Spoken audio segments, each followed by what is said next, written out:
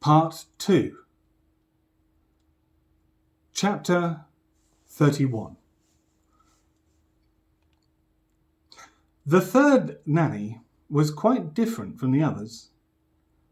Yosa Bendix. Perdita barely remembered the ones her mother had hired before, and those who came after were friendly enough, but made little impact. Yosa, she'd never forget. Those lime green eyes, quick and alive.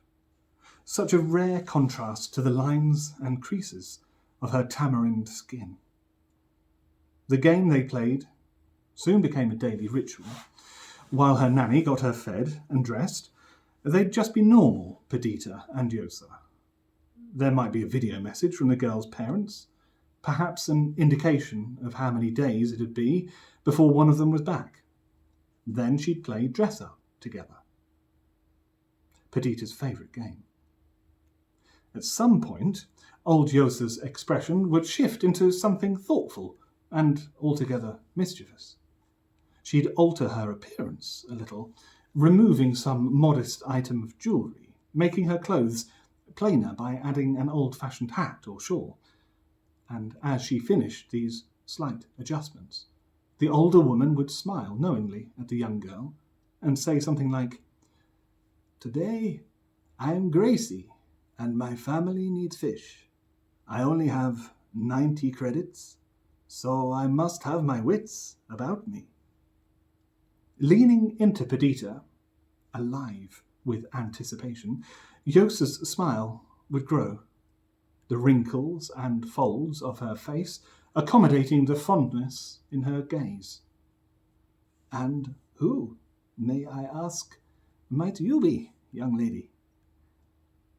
More often than not, Perdita said she was her daughter, and she too would make up a name. "I'm Marie-Lolo."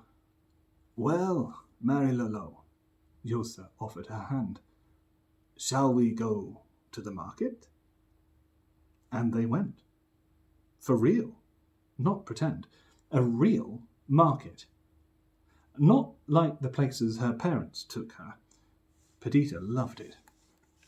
Rook's Market was so different, so noisy and stinky and busy and messy and crowded. Nothing like home, with its massive, empty rooms, clean as a whistle and quiet as the grave. Rook's Market was alive, really alive, and dressing up, or perhaps down, for these adventures filled her with glee. A quick ride in the mass car, and soon Perdita was squeezing through the legs of the market-goers, holding on tightly to Yosa's hand whilst peering up at the funny-looking folk all around her. They'd stop and browse a stall laden with loose vegetables or spices or rolls of sheeny, colourful cloth. Perdita would help Yosa barter, mimicking the bluster and audacity of her beloved guardian. The stall-holder, normally an old acquaintance, played along and dropped a few credits off the price, bathing in the little girl's delight. She didn't understand that there was no need to barter, that if she liked, she could buy whatever she wanted here. Everything on the stall, the entire market even, would have barely registered on her family's accounts. But Perdita was far too young to understand such things, and therefore free to throw herself into the rough and tumble of their make-believe. After some fun amongst the stalls, they'd spend a few hours at the Bendix hardware shop. Yosa's real family ran the bric-a-brac-laden business, tucked away at the back of the market. But it soon felt like a home to Perdita, too. The narrow aisles of the family business, towering above her, spilling over with potential and more things than a little girl knew what to do with. The parade of bulbous sink plungers to inspect. At least 1,000 open boxes of loose screws to lose your fingers in. Coils of rubidium fibre, buttons and circuits, wave cores and spray cans, glue-on lubricators, gaffer tape, vacuum brackets, screwdrivers, and jars of small, useful-looking things. Every inch of the shop dedicated to an infinity of wares and goods which Yosa's family curated. Every corner had a purpose, each space between the shelving units providing a home to something. Hoses, telescopic poles, ventral flippers, mops. The ceiling hung with so many drive belts and ropes and chains of microfilament that as you played on the floor, you'd bend your head back and peer up in open-mouthed wonder at the vines of the jungle canopy above. This was Perdita's kingdom, and the taller she grew, the more shelves she explored. Although older than Perdita, the Bendix children always played with her, teaching her games they'd invented years ago, giving her important roles in their make-believe. There were only a few years between Perdita and Yosa's granddaughter, Bethanna, but even the big lad, Syl, took time to say hello and couldn't help chuckling whenever the girl explained her games with that grave face and serious tone. He rarely joined in, though, always in such a hurry when he came to the shop. He must have been busy. His huddled conversations out the back with Yosa seemed hasty and urgent, even though they kept their voices quiet. Yosa loved playing with Perdita too, impressed by the level of commitment the little girl showed. The old lady would reach up to the higher shelves and collect interesting objects. A collapsible lampshade, solar sail lashing, a plastic laundry basket, whatever Perdita needed. And when Yosa climbed the ladder to the highest shelves, that mischief came back to the old lady's eyes. She'd give a gasp from the top of the steps, catching sight of something magical. Then came the brief, whispered report. "The robots are fighting," or "The dinosaur queen is awake," or "They can't hold back the lava any longer."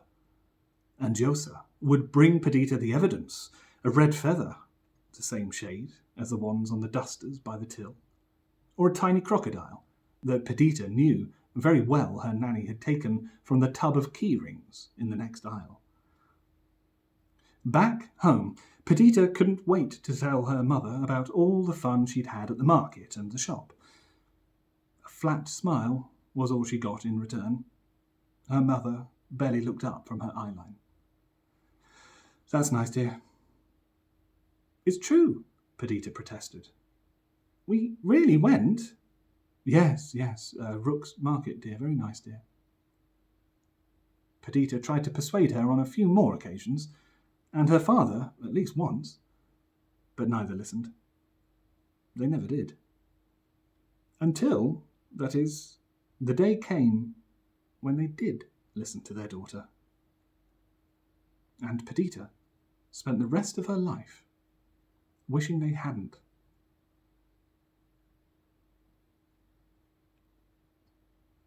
It happened on the way back home through Rook's Market one day. Perdita had been a bit run down. She had the sniffles from a mild cold and was more tired than usual. Yosa noticed she was a little quiet and offered to buy the girl a hot chocolate from a refreshment stall they were passing. Perdita nodded quietly. The stall holder knew Yosa and handed the girl her drink with extra whipped cream and a few marshmallows on the top.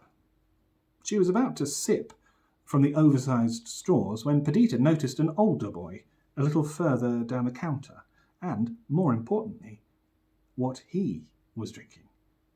A strawberry milkshake, pink and fruity and twice as big as hers. "I want that one," she said, with a forlorn look and the opening notes of complaint. Yosa and the stallholder exchanged a glance, and the nanny smiled. "Well, my sweet, you drink the one you've got for the time being, and we'll get you one exactly like that next time we come, eh?" I want that one. I want it now. She stamped her heel to make her point absolutely clear. Come, Bobbit. Yosa felt self-conscious in front of the stallholder. She didn't want to concede to the girl's demands like this. You're tired. Let's get back. Get you home. We can finish that in the car. Perdita looked at the chocolate fantasy of a drink she held and then back at her nanny. Without taking her eyes off Yosa, the girl dashed her cup on the floor in defiance. I want that one! Oh, now, see here. The old lady felt flustered now, embarrassed and awkward in front of her acquaintance. Her girls would never have behaved like this. You've got it all up the stall and everything. I'm so sorry. Right, young lady, that's enough. We're going. She had to take Perdita by the wrist and drag her the entire way through the market to the car stack. The disconsolate girl wailing and bawling all the while. And it didn't get any better in the car. Kicking and screaming, spitting and scowling, hurling whatever innocent curses a child of her age was capable of. Yosa's nerves were in tatters by the time the two of them got home. Perdita stormed off to her bedroom, face streaked with tears, body rigid with rage, leaving Yosa bewildered in the hallway. Well, what's all this about then? The man's voice came from behind the nanny, making her jump. The silhouette of Perdita's father filled the kitchen doorway. Then her mother moved him aside and followed her daughter up the stairs, worry written across her face. They weren't supposed to be here this evening. Yosa was sure. There'd been no message. They weren't expected to be back for days. You, what's your name? The father clicked his fingers in irritation. Yosa, sir, if you please, sir. I'd like to explain. I don't think Perdita is well. Well, Yosa, he interrupted her. Take your jacket off and wait in the kitchen. I think my daughter ought to do the explaining here, don't you? And he was up the stairs and after his family in a few sombre steps. So it was that the very next day, without warning, another woman woke Perdita, washed, dressed, and fed her. A new nanny.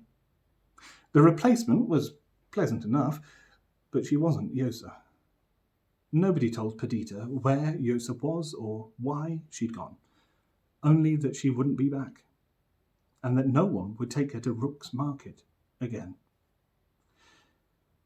It was a few years before the full repercussions of that evening became clear to Perdita, and the severity of the situation finally hit her.